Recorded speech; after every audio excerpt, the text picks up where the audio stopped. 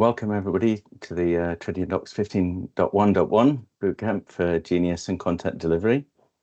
We wanted to do a bit of a recap of some things we said before about Tridion Docs Genius and go a little bit deeper into what it takes to set it up well for customers and make them successful.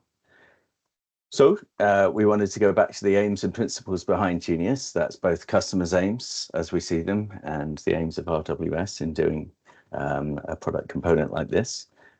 Some tips on getting the best from Genius, including some perhaps less technical tips and more about the soft side of content architecture, content engineering and design.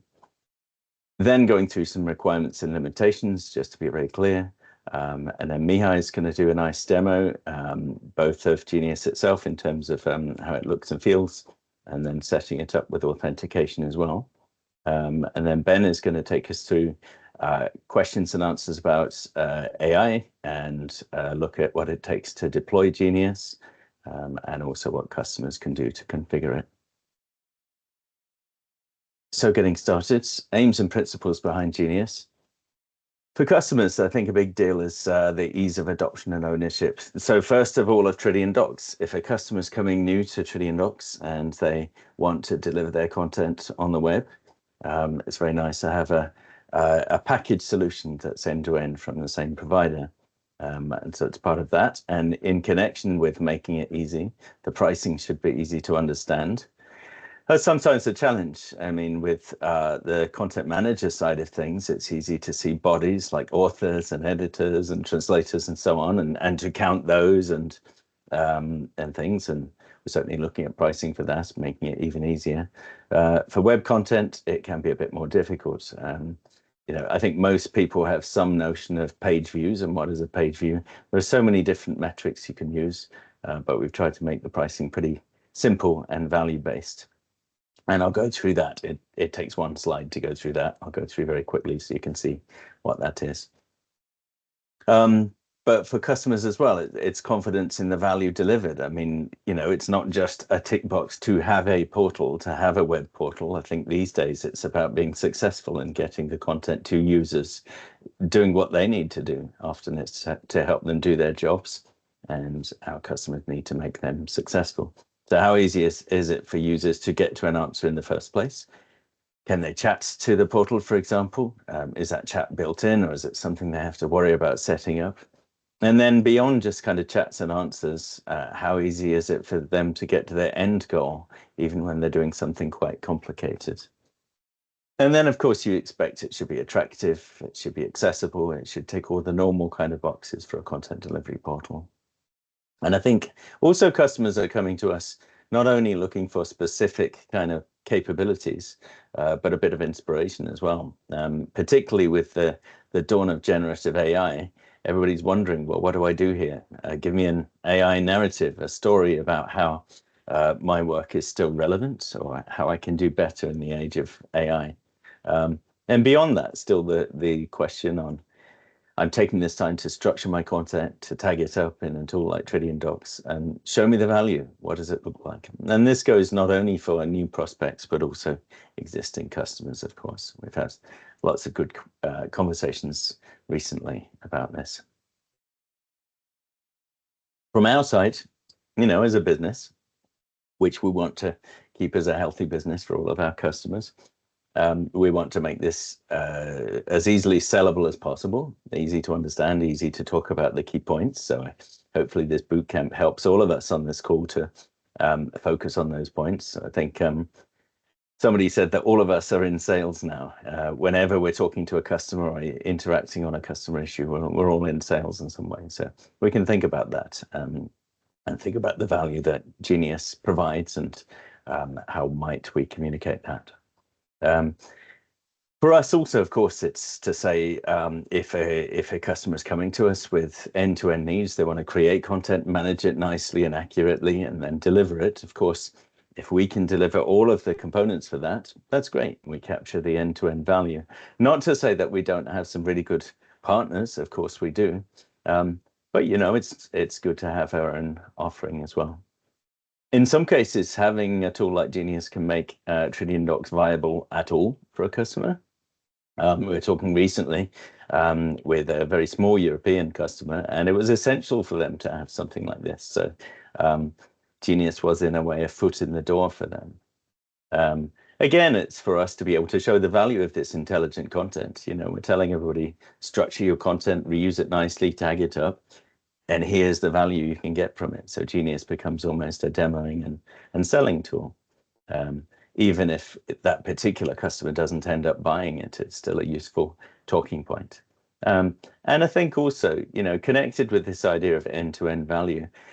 So Chance, when we deliver this as a service, because Genius has delivered software as a service, when we deliver it as a service, we get to experience directly what the customers want. They talk to us very directly and let us know. And so there's nothing in the middle.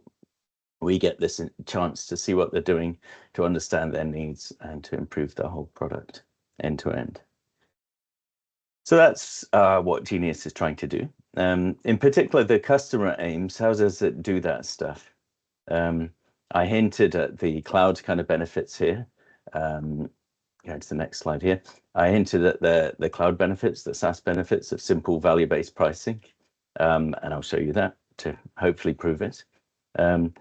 Also, the versionlessness nature of Genius, as in customers are not going to have to care about version 1, version 2. Am I ready for an upgrade? What do I have to reintegrate? And all of this kind of stuff.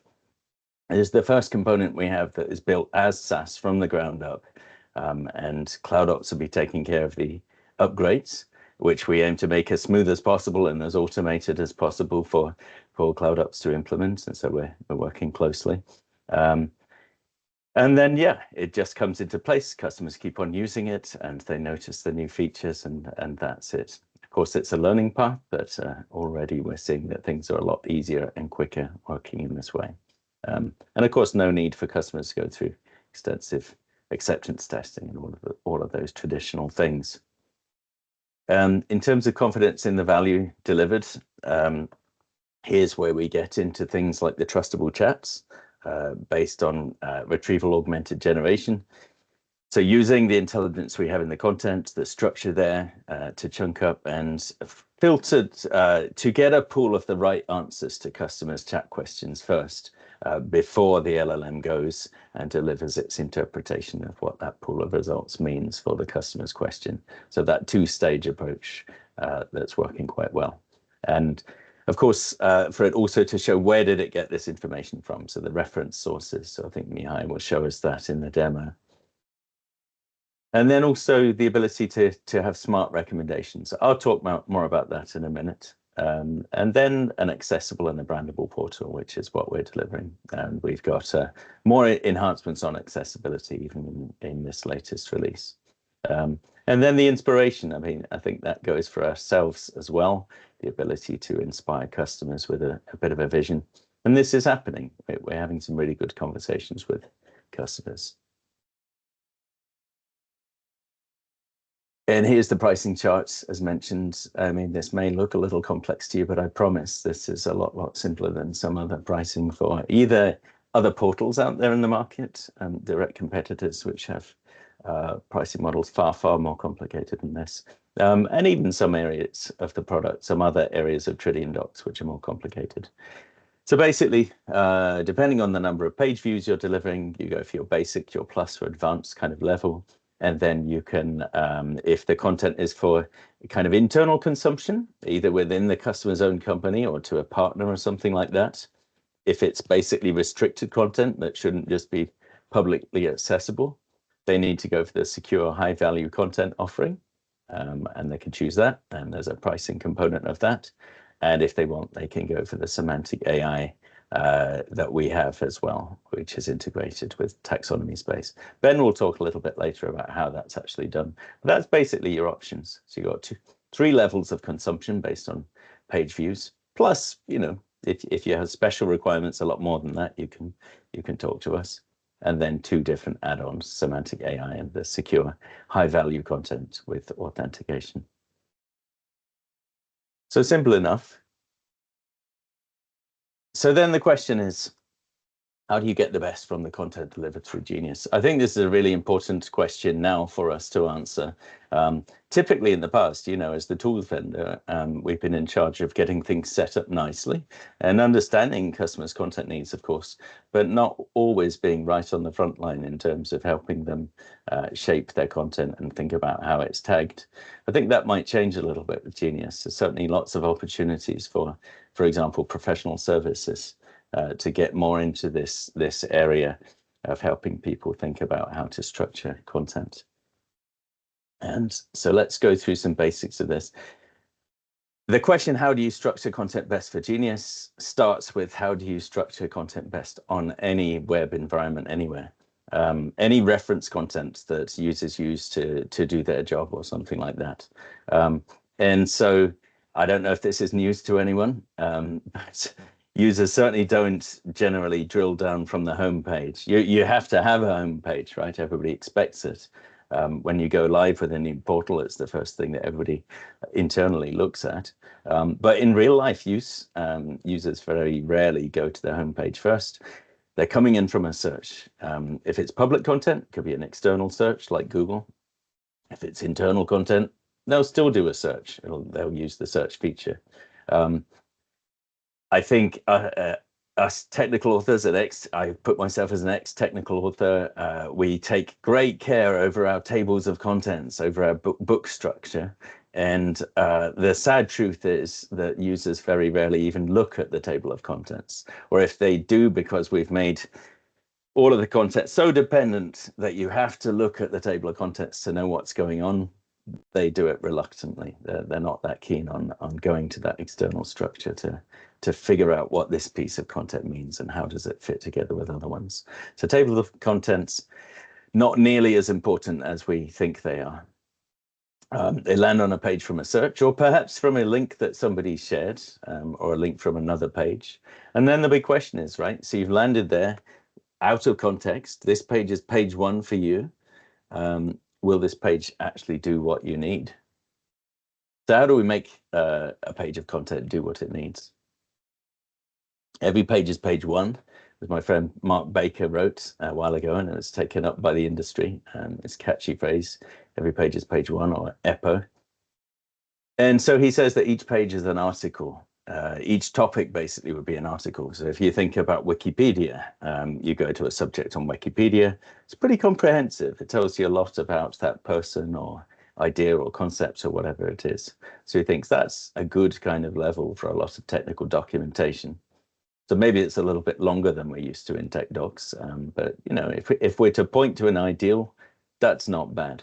Now, realistically, of course, our customers have many, many different kinds of content.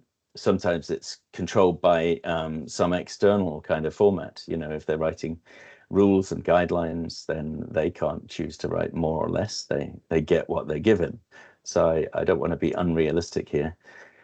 But if we're coming in fresh, if we're able to help a customer who says like, hey, I'm a bit stuck with my content, getting it to work well in this new kind of AI-driven web context, let's suggest this idea, you know, treat a topic as an article, a self-contained article. So that means it has its own purpose.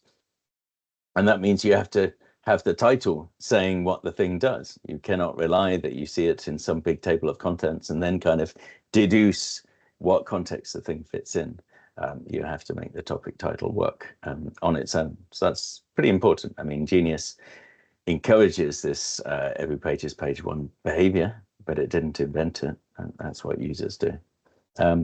And then this page, this article thing, it should link richly to other articles. And you might think, well, why? If this page does everything that you need, why do you need some other pages too? And the point is that, well, real life is actually complicated. One article may not be enough. I mean, think about a field service engineer going to install a huge piece of machinery. You are not going to find steps 1 to 3 on one single topic. Even steps to 1 to 100 in one topic, they're not going to work because you're in a specific environment to install this machine, specific voltage, temperatures, perhaps spacing. And so you need to piece together some different bits of content that get you to your end goal as a user in that situation.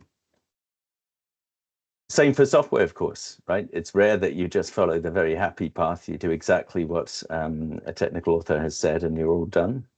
Often you're integrating different bits of software together. And I think in the demo later, we'll have a look at how that works and why that's a challenge for traditional portals, and Genius does better. And even like the policies and procedures people, if you're talking about insurance policies and you're making custom policies, you have to think about different regional rules, laws, your own company's guidelines.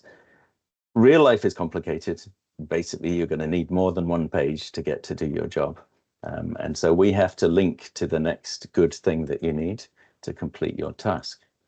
So how can we do that? As a tech author, remember, a lot of the time we're dealing with our customers and it's the tech docs team and we get to speak to the actual authors. When they have these questions on how can I structure the content better to work in this, well, what do we tell them? How do they guide their users to their end goals? And like I said, I mean, it's good to make a data topic long enough to be useful, have a nice context at the top, have nice steps, examples, and all of that good stuff. But one topic isn't going to be highly specific to a particular user situation. You need to bridge some different ones.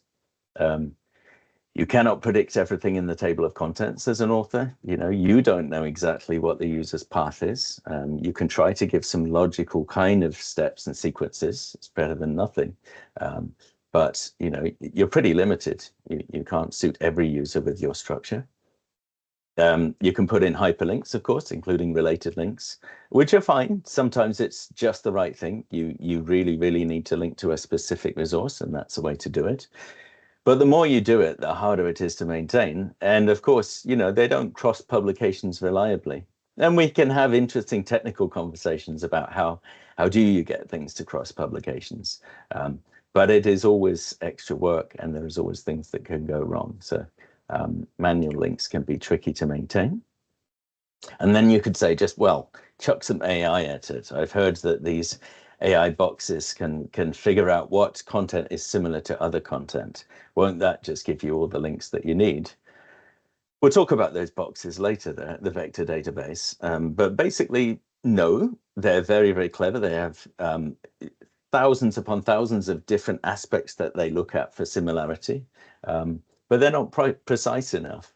I mean, to exaggerate a little bit, you might have two topics that are similar because they both seem quite happy as far as the LLM sees them, as far as the vector database categorizes them. So if, one of the dimensions that we can't really see, if one of them is kind of positive emotion and they're both pretty positive, maybe that's a reason for a connection. But of course, that's not going to help a user in a real world task. So these things are good, and we use them all in the Genius recommendations, but they need something more to stitch them together. So that something more is what we're calling kind of opinionated metadata. Here, just metadata. It's opinionated because we have a few default fields, which we say these are going to be useful in nearly all situations, and these are the things that drive Genius. So what are these default fields? And by the way, just to dwell on this a little bit more, what I'm saying here is we have these various signals. We have things like if you have any manual hyperlinks, or also the signal of where in the document structure this topic is, and you have the pure AI all going in as ingredients to help to recommend a list of next steps. But the one that's left is this opinionated metadata. So you can use all of those default things with Genius out of the box, and you'll start to get some good results. So people who have access to the docs.rws.com sandbox, even now, are finding some quite useful recommendations. But it would be much, much better with an extra ingredient of metadata that you put in yourself. It would be even more precise. So what's the most important bit of that metadata? Well, it's around user tasks. The whole idea is that if a user is doing something, they have a particular task in mind that they're trying to achieve. And so if we can tag different bits of content with the same task because they help that task, that's great. We can use that as a logic to connect these things together and recommend them as a top option for the next link for the user to click, to go and read that related content about their task and complete their goal in that way.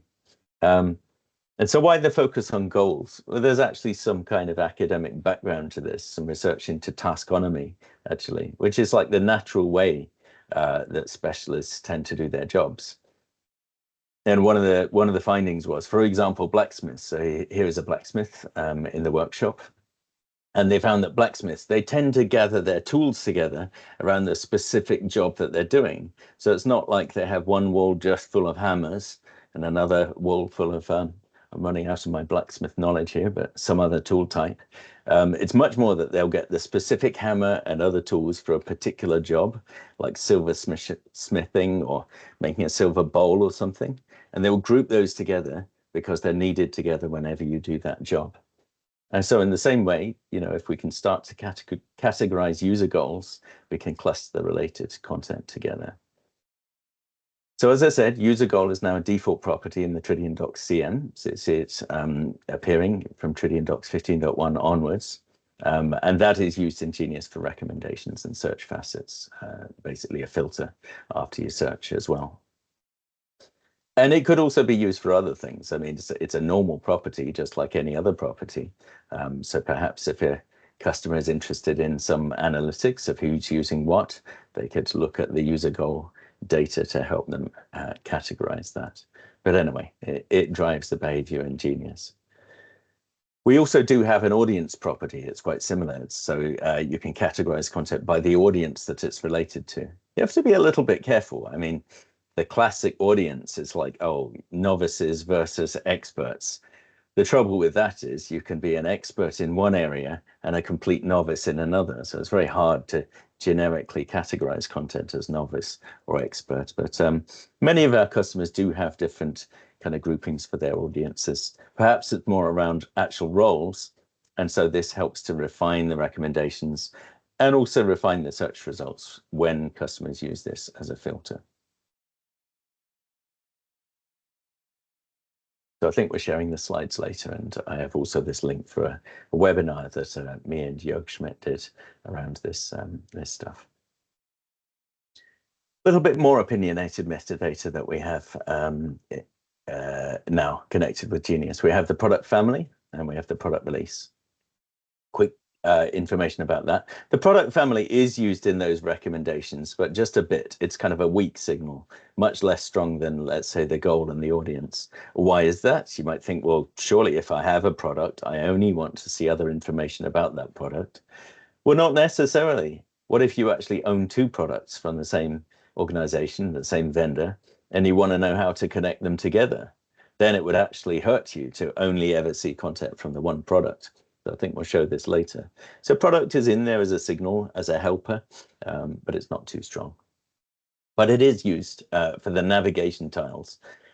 So you absolutely have to have, you know, some idea of product structure driven by the product metadata, and that will drive your tiles, your landing kind of page in Genius, which people will expect to be there, even if, as I said, in real life, people aren't going to the homepage too much.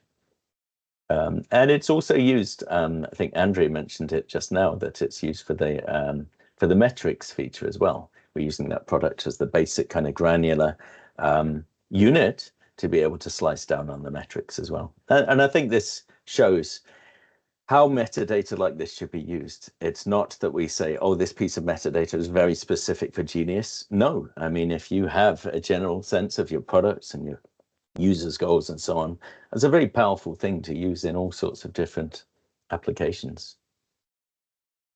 And then we've got the release as well. That drives the drop-down selector that you see with a product family. So of course, in the Tridion Docs example, then you're going to have 15.1, you have 15, and you can go back in time and get the documents that relate to a particular product release.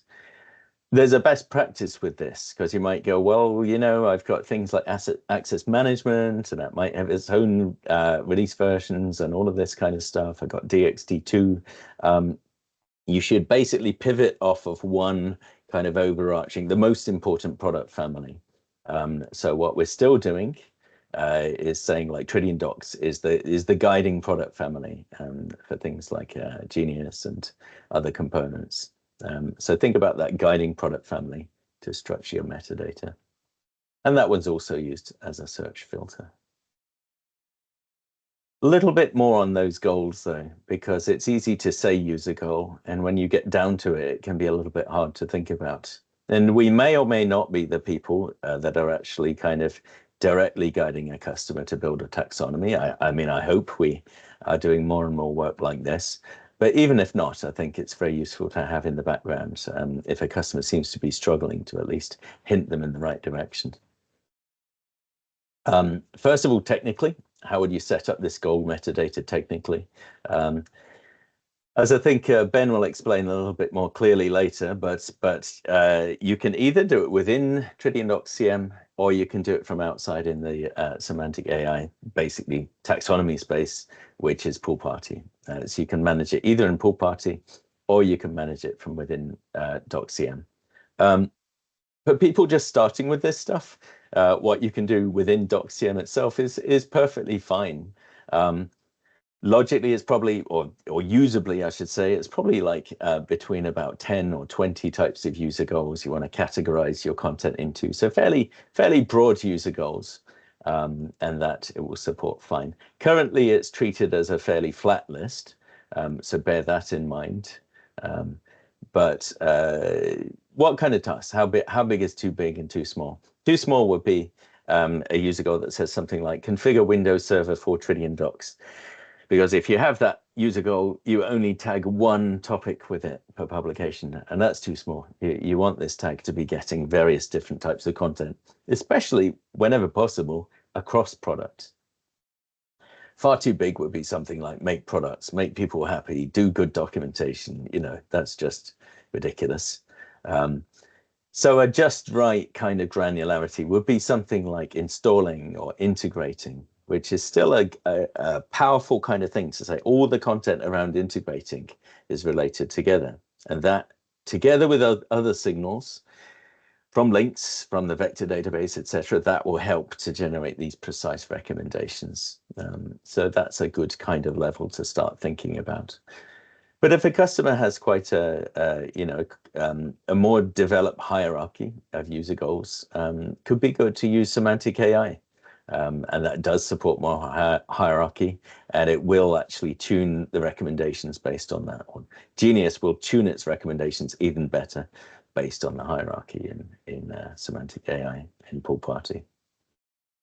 So that's technically how to come up with this goal metadata in the first place. So again, if you're in the position of helping customers or at least nudging them in the right direction, for any taxonomy, you basically take two approaches, bottom up and top down. And you probably need to do both. One on its own is not enough. So bottom up ways to gather ideas for building taxonomies. So these lists of meaningful things to tag your content with, particularly user goals, but it can be other things too.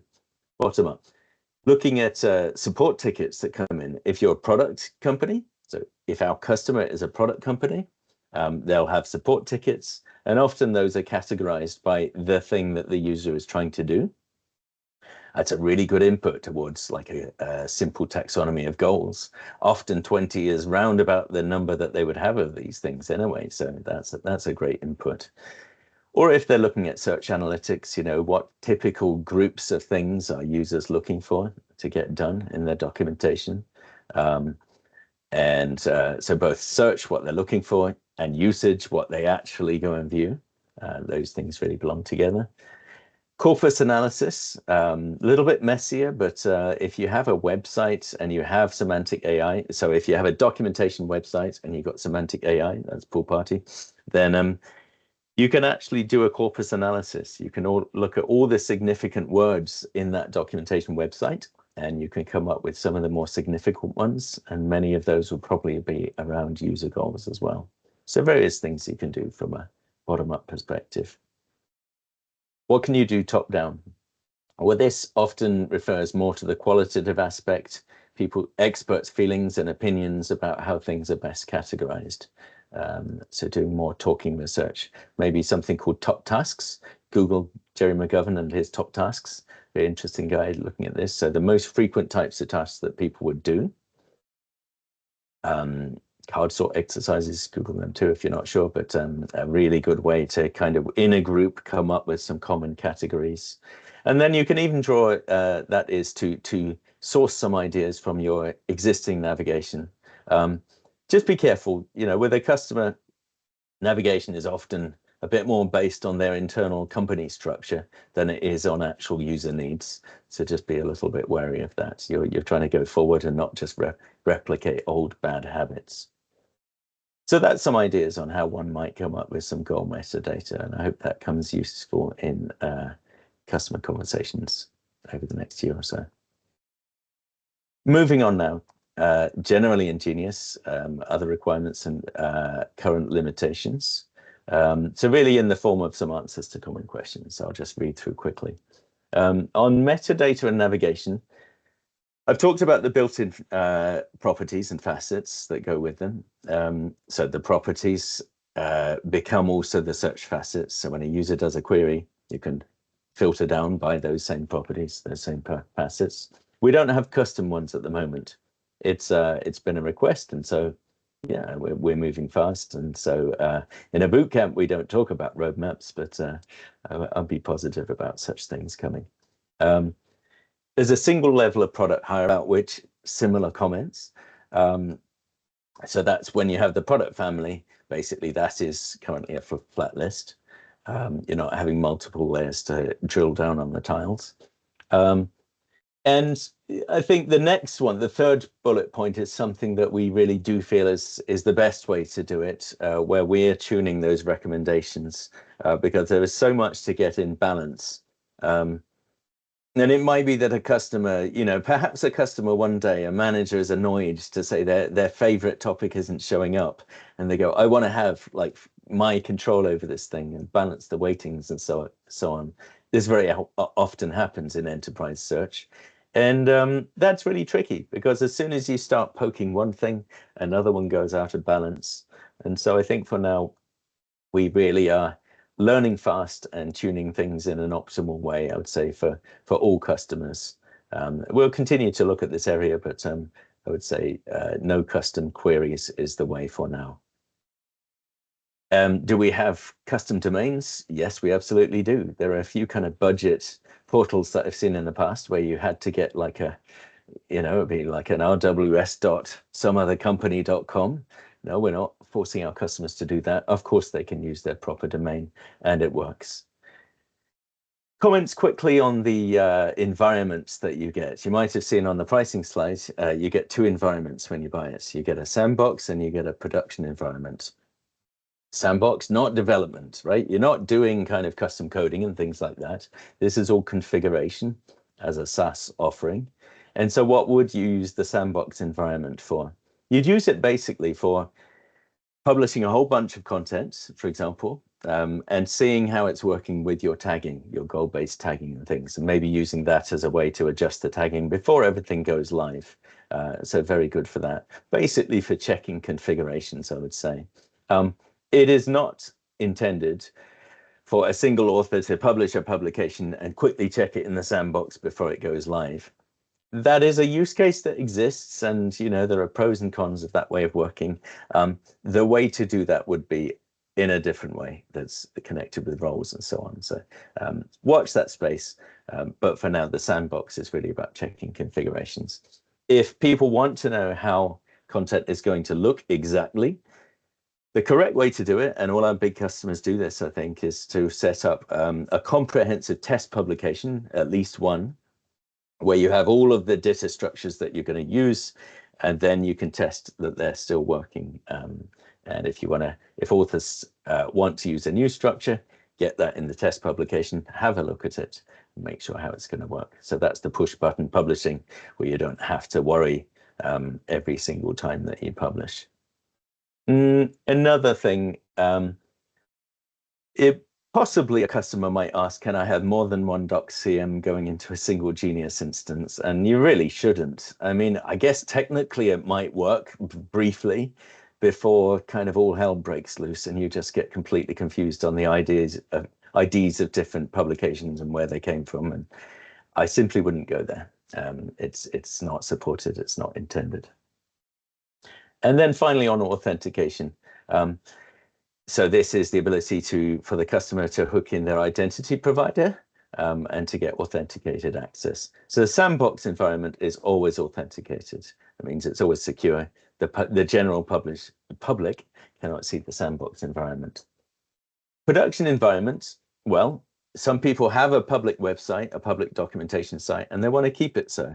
And if so, that's fine. It will be public. You don't apply that authentication. However, if the content is for a partner to see or internal folk in the customer to see and not the public, then they'll need to buy the secure high value content add-on, and then they'll have authentication in that environment. And yeah, basically, they need to supply the details for their identity provider to CloudOps, and that will be set up. And that's where I'm really at the limits of my knowledge about that stuff. By the way, that we also get questions about AI, the models, about training and so on. Ben will take those later. But for now, I think we're moving into the demo by Mihai. If you're ready, Mihai. Yes, thank you. Let me take over the screen.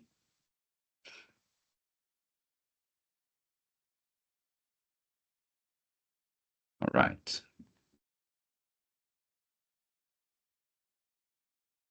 So I will do a walkthrough the application and use it from the point of view of a user, but I will also explain the features. So now let's imagine I'm interested in integrating Tridion Docs and Trados Enterprise and what the requirements are.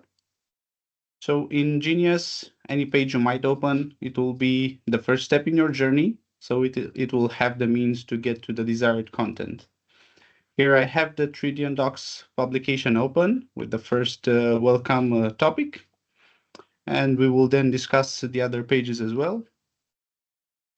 Here we can see some standard components for navigating a portal application, such as the table of contents, the breadcrumb indicating the current location, a search feature. But we have other interesting features to keep the user, to help the user find the content they need or that they are missing, such as recommendations, the hexahopes, and the AI chat. The table of contents won't be specific to every user path. Topics shouldn't be specific to every user task. And sure, we can have related links, but I will show you that we have other ways to easily find the content you need and what tagging the content correctly can achieve. So back to our user story, I'm interested in the requirements for Docs, integrating Docs Content Manager and Trados Enterprise. I'll just type that in chat.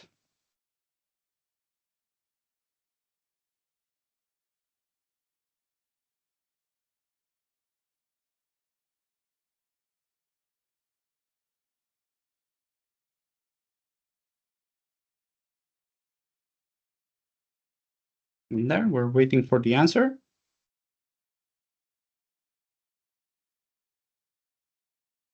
Here, as it's streaming, we can read what it says with a nice description of the topic that I asked about.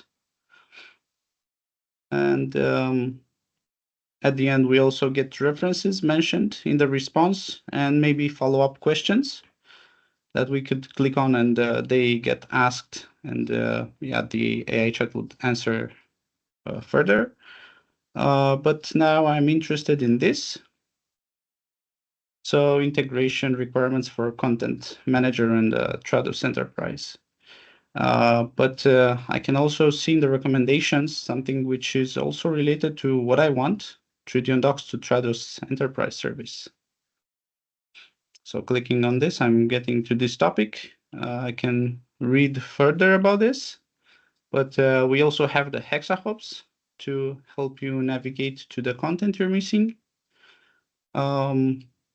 Here, I can see mapping Tridion Docs configurations to Trados Enterprise project templates, which makes sense in my use case. So I'm interested in that. But I also can see project prerequisites in Trados Enterprise. So if I open that, in this topic, there, besides this information, if we look at the recommendations again, we can see Tridion Docs to AWS language cloud integration flow. which is also of use to the user in that case. So besides the topic page, which we're viewing right now, we also have the product overview page. In here, we can see all the products in cards and then navigate through them. And in the product page, we can see all the publications. In this case, it's just one. However, if there are multiple versions, we can switch between them in the breadcrumb. Then we also have the search page. Let me do a search. So let's say I want to install Tridion Docs. However, this is a global search since I searched from the product overview page. I can filter the results. So Tridion Docs, and then I will get only results based on the set filters. However, note that the filters are related, so it does a smart thing where it only looks for other available items in the drop-down which would find content. So if I click on product release, I can see all of them. But if I do select the product first, so Tridion Docs, the product release drop-down would only show the items which are related to Tridion Docs. And same for the other filters. For example, here, audience, we can see a bunch of items. And then if I select this one, where I know that content is tagged only with this, we see fewer items in that dropdown. Also, we're using pagination, so it's easier to navigate through the answers, but the expectation is that the best matches are on the first page. Then I also want to mention accessibility. So we're building a keyboard accessible application, but also to help other users with disabilities. We have implemented landmarks. So the app is easier to navigate if you're using something like a screen reader, for example.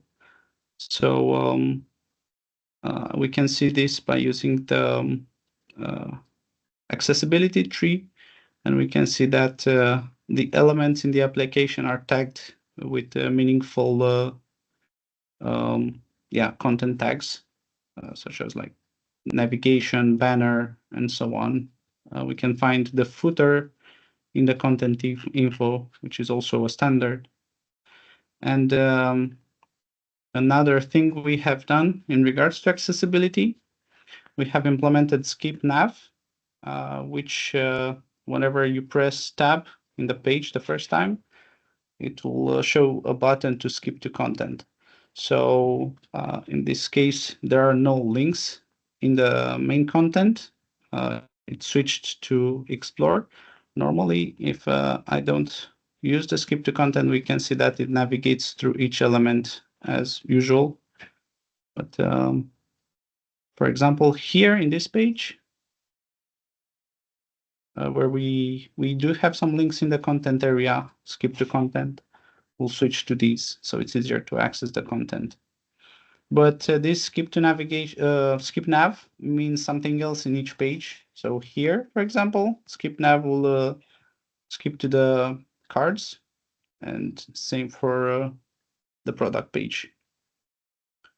Next, I would like to talk about the secure high-value content add-on or authentication shortly. So I'll explain how that can be set up.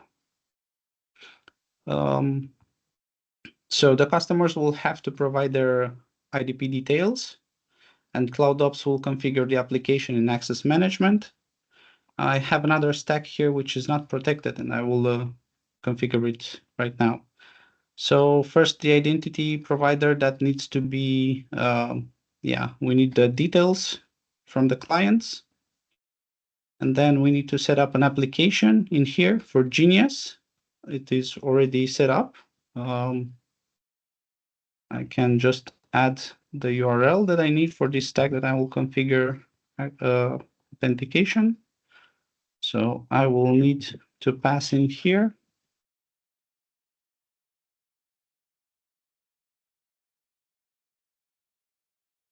the authentication URL for the portal that I want to protect. So that seems to be correct. Save.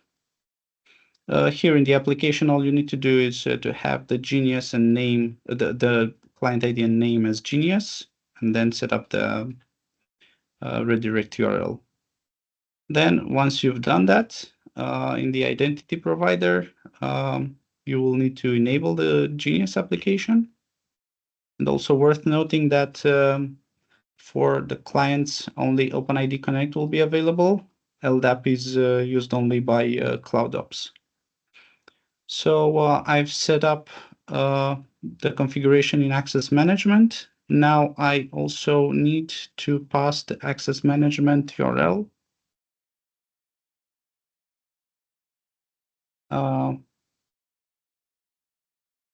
to the portal stack.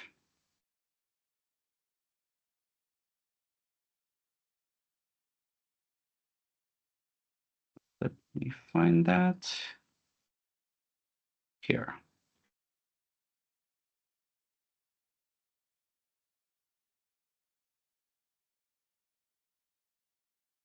Okay.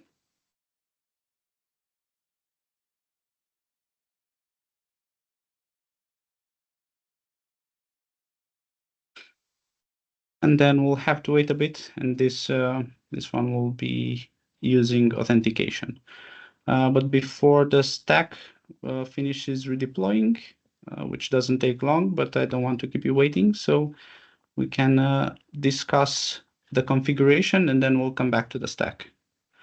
So for branding configuration, we will provide an example config that the clients can use and modify themselves, but it is a starting point. And we can go through the elements in here. So you can configure the logo URL, sorry, and provide the logo for the application. This is what is used here.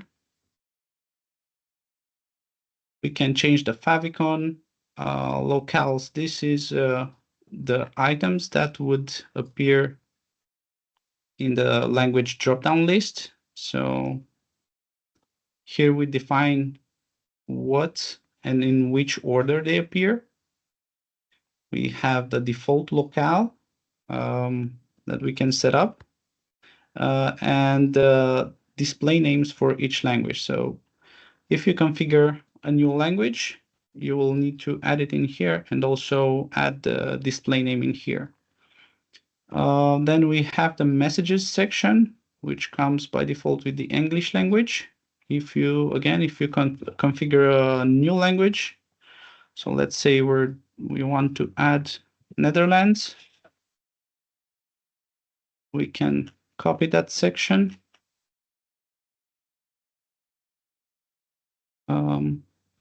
In here we can change it like this, and then you have all the strings that you will then have to update in order to see the Dutch language in the application. Worth mentioning also the footer links. By default, in the example, we're using the RWS footer links, but for each client, it makes sense that they update with their own links. Otherwise, if this is missing in here, no footer links will be displayed. Similarly, for the AI chat disclaimer, we provide a disclaimer, but also a link with where the user could learn more about it. But it's not mandatory. So if the users, our clients decide that they don't need it, they can just remove that part. And another important thing here, we have the theme where we can provide 4 colors, primary, secondary, and 2 variations for backgrounds, default and paper. The default is what's in here, but paper is used in dropdowns and other similar elements. Okay, then let's check again the application. So yeah, now the application is protected. we have to log in. I'm already logged in on this machine, so it will pick up my login. And then when the application is protected, you get this new button where you are also able to sign out. Okay. I think that is all I had to show. Thank you.